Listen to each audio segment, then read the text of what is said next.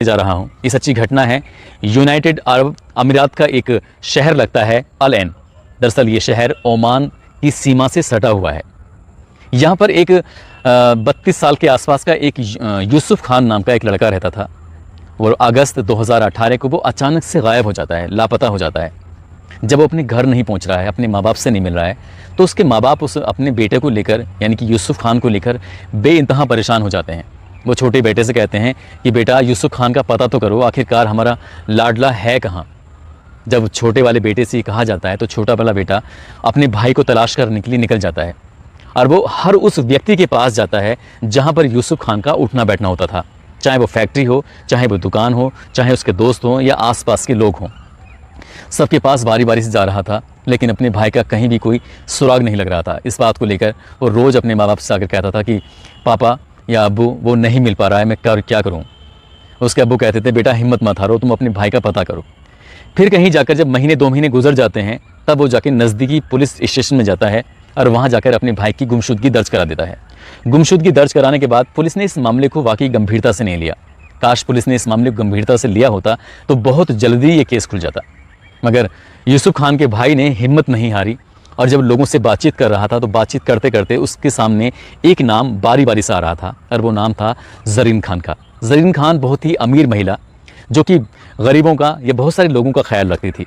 ज़रीन खान का इस यूसुफ खान नाम की व्यक्ति से अफेयर था। वो उसे बेइंतहा प्यार करती थी, अपनी जान से भी कहीं ज़्यादा प्यार करती थी। यूसुफ खान का भाई उस लड़की के पास जाता है और जाकर कहता है कि ज़रीन खान क्या तुमने मेरे भाई को देखा है? तो ज़रीन खान कहती है कि मैं तुम्हारे भाई को लेकर इतना परेशान हूँ, लगभग 3 महीने होने को आए हैं, लेकिन तुम्हारे भाई का कहीं अता पता नहीं है। नंबर भी स्विच ऑफ करके बैठ गया है। न जाने किस बात की नाराज़गी है। मैंने कितनी कोशिश की उसको तलाश करने की, मैंने तुम्हारे घर भी जाने की कोशिश की, लेकिन उसका कहीं भी कोई अता पता नहीं चल पाया। कहीं भी उसका सुराग लगता है तो मुझे ज़रूर बताना। जब ये बात ज़रीन खान उससे कहती है तो उसका छोटा भाई भी अपने भाई को लेकर परेशान हो जाता है। दोपहर का वक्त चला था, खाने का वक्त हो रहा था। तो ज़रीन खान कहती है कि अब तुम घर जाओगे, इसलिए मेरे घर चलो और तुम वहीं मेरे साथ खाना खाने के बाद तुम यहाँ से चले जाना। वो यूसुफ खान का छोटा भाई ज़रीन खान के घर जाता है और घर जाने के बाद वो उसके खाने का वेट कर रहा था। वो खाना बना रही थी। ऐसी ही बातचीत करता करता वो उसकी रसोई में चले जाता है। जब रसोई में जाता है तो वहाँ पर एक बड़ा सा ग्राइंडर रखा हुआ था, मिक्सी ग्राइंडर, जिसमें क्या अलग अलग तरह के मसाले या फिर कोई ऐसी चीज़ पिसाई करते हैं। उसमें जब पिसाई करते हैं तो ऐसे ही वो देखने लगा कि वो ज़रूरत से कहीं ज़्यादा बड़ा था मिक्सी ग्राइंडर। उसकी तरफ देखता है, कहता है कि ज़रीन खान आपने तो बहुत बड़ा मिक्सी ग्राइंडर लिया हुआ है, आखिरकार इसकी कहाँ ज़रूरत आन पड़ी? वो कहती है कि नहीं, वो आए दिन मैं गोश्त वोश्त बनाती रहती हूँ, मीट बनाती रहती हूँ, तो इसलिए उसकी ज़रूरत पड़ती रहती है। मैं इकट्ठा ही मीट ले आती हूँ तो इसमें पिसाई करती रहती हूँ। जब ये बात वो सुनता है तो वो उसको देखने लगता है और उसका पहिया जो उसके अंदर एक कटोरी टाइप की होती है, उसके ब्लेड होते हैं, उसको घुमाने लगता है। और घुमाते घुमाते कब उसके अंदर से उस ब्लेड से एक हड्डी का छोटा सा टुकड़ा टूट के गिर जाता है। और वो हड्डी का टुकड़ा जैसे वो अपने हाथ में लेता है तो हड्डी का टुकड़ा कुछ और नहीं था बल्कि दांत था। और दांत देखने में ऐसा लग रहा था जैसे कि किसी इंसान का दांत हो। ये बात वो ज़रीन खान से कहता है कि ऐसा लगता है जैसे कि ये इंसान का दांत हो। तो ज़रीन खान ये सुनकर हैरान थी, एकदम से भौचक्की हो जाती है। जैसे ही उसके हाथ में छीनने की कोशिश करती है तो वो देता नहीं है, और देता नहीं है तो कहता है कि नहीं, इसे तुम मत लो। वो ज़बरदस्ती छीनने की कोशिश करती है। इसी बात पर इन दोनों के बीच में हाथापाई जैसी कंडीशन पैदा हो जाती है। अब यूसुफ खान के भाई को लगता है कि ज़रूर कुछ ना कुछ दाल में काला है, ज़रूर कुछ ना कुछ ऐसी बात है जो मुझसे छुपाई जा रही है। वो सीधा पुलिस स्टेशन जाता है और पुलिस स्टेशन जाने के बाद कहता है कि साहब, आज मैं ऐसे ज़रीन खान के घर गया था। वो ये ज़रीन खान कोई और नहीं बल्कि मेरे भाई की प्रेमिका। ये दोनों लगभग 7 साल से एक दूसरे के साथ रह रहे थे, एक साथ जीने की मरने की कस्में खा रहे थे, एक साथ ही शादी भी करना चाहते थे और बाकी की ज़िंदगी भी साथ साथ बिताना चाहते थे। मैं जब उसके घर जाता हूँ तो मुझे उसकी मिक्सी ग्राइंडर के अंदर ये दांत मिलता है। पुलिस उस दांत को देखती है और दांत को देखने के बाद जब उसकी जांच कराती है तो पता चलता है कि वो सचमुच इंसान का दांत है। मगर इंसान का दांत उस ग्राइंडर के अंदर क्या कर रहा है? पुलिस ने उसकी जब डीएनए सैंपल लिया और सैंपल लेने के बाद उसके भाई का सैंपल लेने के बाद और उसकी जब जांच कराई जाती है तो सचमुच वो दांत किसी और का नहीं बल्कि यूसुफ खान का था। और ये बात देखकर यूसुफ खान के परिवार के लोग और पुलिस वाले भी हैरान थे कि आखिरकार यूसुफ खान के साथ ऐसा क्या हुआ था। अब ये इस सवाल का जवाब ना केवल पुलिस जानना चाहती थी बल्कि परिवार, आसपास के लोग और न जाने कितने लोग थे जो इस सवाल का जवाब जानना चाहते थे। पुलिस ने जाकर ज़रीन खान को हिरासत में लिया और हिरासत में लेने के बाद उससे सख्ती से पूछताछ करने की कोशिश की। तो शुरुआत में वो इधर उधर की बातें बताने लगी। मगर पुलिस जब अपनी सेप आ जाए तो कहते हैं कि ज़मीन की 7 तह खोद कर भी वो सच निकाल सकती है, और पुलिस ने वैसा ही काम किया। पुलिस ने जो उससे जानने की कोशिश की कि आखिरकार तुमने यूसुफ खान के साथ क्या किया था, तो उसने तोते की तरह बताना शुरू कर दिया। वो कहती है कि मैं जानी मानी कुक हूँ और बहुत अच्छे खाना वाना बनाती हूँ। वहीं होटल के अंदर मेरी मुलाकात हुई थी यूसुफ खान से, अब से लगभग 7 साल पहले। तभी से हम एक दूसरे को बहुत ज़्यादा प्यार करते हैं, एक दूसरे के साथ रहते थे, एक दूसरे के साथ ज़िंदगी बिताने का हमने फैसला कर लिया था। लिव इन रिलेशनशिप में रह रहे थे, लेकिन उसका मन भर चुका था, और उसका मन भरने के बाद एक नई महिला के साथ उसने साथ रहने के साथ ज़िंदगी बिताने का फ़ैसला कर लिया था। जबकि मैंने यूसुफ खान को कई बार समझाया कि तुम सिर्फ मेरे लिए बने हो, किसी और के लिए नहीं। मगर यूसुफ खान अपनी आदत से मजबूर था और उसने दूसरी महिला के साथ ज़िंदगी बिताने का फ़ैसला कर लिया था, और ये बात ज़रीन खान को बिल्कुल भी बर्दाश्त नहीं थी। इसलिए उसने एक दिन यानी कि अगस्त 2018 में यूसुफ खान से कहा कि यूसुफ खान, मुझे तुमसे मिलना है, मुझे तुमसे बहुत सारी बातें करनी है।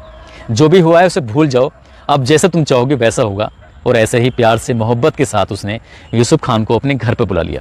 घर बुलाने के लिए उसके बाद उसने अपने घर पे उसके लिए बहुत अच्छे अच्छे व्यंजन बनाए नॉन वेज के, और उसे प्यार से खाना खिलाया। खाना खाने के बाद उसे नींद आ जाती है, वो सो जाता है। दरअसल खाने के अंदर कुछ नशीला पदार्थ मिला हुआ था, जिसको खाते ही वो बेहोश हो जाता है, और बेहोश होने के बाद उसका वो गला दबाकर उसकी हत्या कर देती है। हत्या तो कर देती है ज़रीन खान, लेकिन वो सोच में परेशान थी कि आखिरकार इस इतने बड़े शरीर का वो क्या करे। लगभग 70 किलो वजन के उस व्यक्ति को वो कहाँ फेंक कर आए, कैसे फेंक के आए। यदि उसे वो बाहर लेके जाती है तो पुलिस उसको गिरफ्तार कर लेगी और हमेशा हमेशा के लिए जेल में डाल देगी। इस बात को लेकर वो इतना परेशान थी, तो उसके दिमाग में आता है कि क्यों ना वो जो हुनर है, जो वो खाना बनाती है, व्यंजन बनाती है, ऐसे ही कुछ काम करे। अपने घर में रखी हुई ज्वेलरी, अपने घर में रखे हुए पैसे वो लेकर बाजार जाती है, और बाजार से रसोई का वो बहुत सारा सामान लेके आती है। इसमें बड़े बड़े चाकू, बड़े बड़े भगोने, इस तरह की चीज़ लेके आती है, और बड़ी एक ग्राइंडर मशीन लेके आती है। और वो लाने के बाद उसने अपने रसोई में रखती है, और साथ ही उस बड़े बड़े चाकू जो लेके आई थी, उस चाकू से अपने प्रेमी के यानी कि यूसुफ खान की एक नहीं कई सारे टुकड़े कर देती है। और कई सारे टुकड़े करने के बाद उसके शरीर को वो अलग अलग हिस्सों में फ्रीज के अंदर रखती है, और फ्रीज के अंदर रखने के बाद बारी बारी से उनको टुकड़े करके अपनी ग्राइंडर मशीन में पीसती है। और उसके ठीक घर के बगल में पास में ही कुछ लोग मजदूर लोग रहते थे। उन मजदूर लोगों का एक झुंड था जो 20 से 25 लोगों की संख्या थी। ये महिला वाकई एक अच्छे घराने से थी, अमीर महिला थी, जो कि मोरक्को शहर की रहने वाली थी, और वो मजदूरों की समय समय पर मदद भी किया करती थी। एक दिन जाकर उन मजदूरों से बोलती है कि भैया लोगों, आप लोग कहीं भी खाना मत खाना, आज मैंने तुम्हारे लिए खाने का इंतज़ाम किया है, तो तुम लोग आज दोपहर का खाना हमारे घर पे खाना, हमारे साथ खाना। अब ऐसे ही होता है, वो अपने घर पर उस व्यक्ति की लाश के टुकड़े कर करके उसको 4 अलग अलग हिस्सों में बनाती है, और पहले हिस्से का वो बिरयानी बनाती है और उसको ग्राइंडर मशीन के अंदर पीसती है। साथ ही शामी कबाब बनाती है, और शामी कबाब और बिरयानी वो उन लोगों को परोसती है। वो लोग बड़े ही चाप के साथ उस बिरयानी को खाते हैं, और बड़े ही मज़े से जो खाते हैं तो बड़ी तारीफ़ करते हैं। और साथ पूरे मोहल्ले में इस बात की वो कहते हैं कि ये महिला हमारा सबसे ज़्यादा ख्याल रखती है। सारे के सारे लोग 20 या 25 लोग बताए जा रहे थे, जो कि पाकिस्तान के रहने वाले थे, जो कि इस अल ऐन शहर के अंदर मजदूरी करते थे।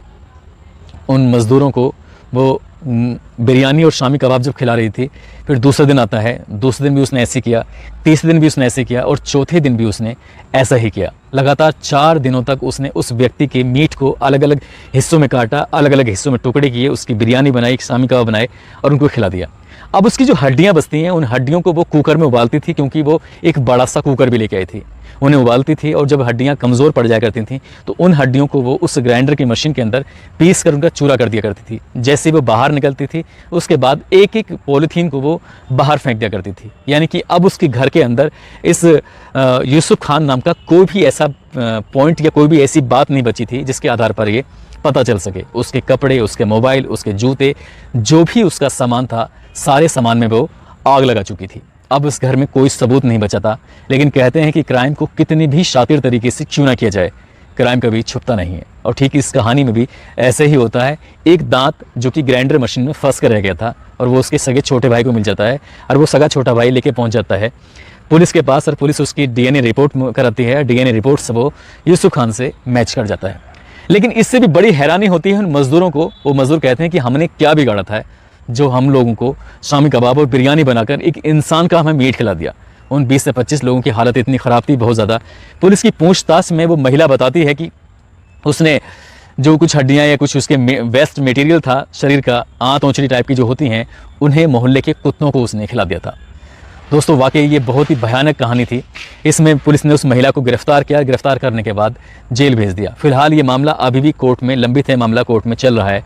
वहाँ की पुलिस, वहाँ का कानून उसको क्या सज़ा देगा ये भविष्य के गर्भ में छिपा है। लेकिन जैसे ये खबर, जैसे ये बात सोशल मीडिया पर, इलेक्ट्रॉनिक मीडिया पर, अंग्रेजी अखबारों में ये लोगों तक पहुंचती है तो लोग सुनकर हैरान थे कि एक महिला अपने प्रेमी से आखिरकार इस कदर नाराज़ होती है कि उसके टुकड़े टुकड़े करके उसकी बिरयानी और शामी कबाब बनाकर वो लोगों को खिला देती है। वाकई ये कहानी हैरान करती है, परेशान करती है। दोस्तों इस कहानी को, इस किस्से को, इस घटना को सुनाने का उद्देश्य किसी को परेशान करना नहीं है, किसी का दिल दुखाना नहीं है, बल्कि आपको जागरूक करना है, आपको सचेत करना है।